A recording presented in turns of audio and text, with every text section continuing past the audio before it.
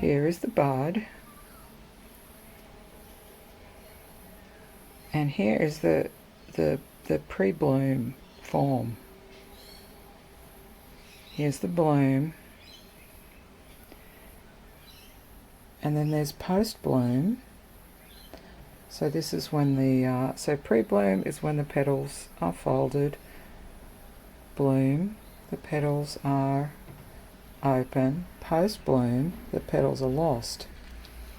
And we're back right to the core here. And then we have the seed pod. And the thing I realized about this was that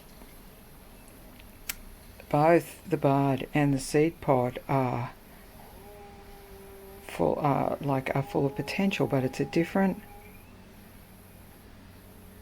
kind of potential. Because the bud, we know, will become a flower. Like a single bud correlates basically to a single flower. But then a single flower, once the petals are lost and we come down to the purpose of the flower, produces a seed pod. And seeds are the potential there is of a completely different order to what's in the bud. And so there is a natural kind of fear, like in our own lives, we want to bloom, but then going past blooming, post-bloom, this is me arguably in my life, post-bloom it's not as pretty. But there's all these seeds, and the thing about seeds I've learned is that they are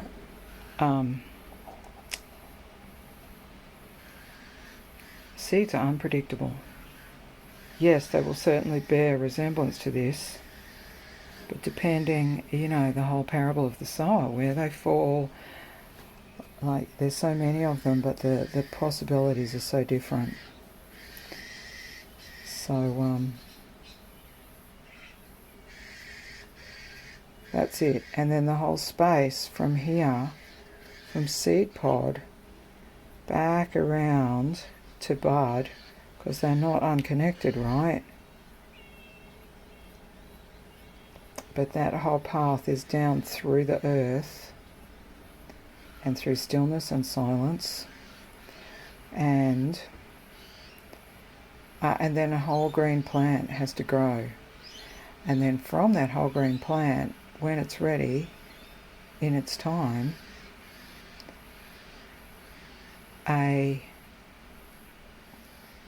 can then produce buds, flower buds instead of leaf buds, which, having studied plants now for a while, I understand that flowers are this whole other peculiar thing on a plant. They are like it's a redirection of plant energy. It's a risk. Flowering plants, hugely successful. You know, most of the time when we think of plants, they're flowering ones. But flowers are an entire separate functional entity in a plant. Okay.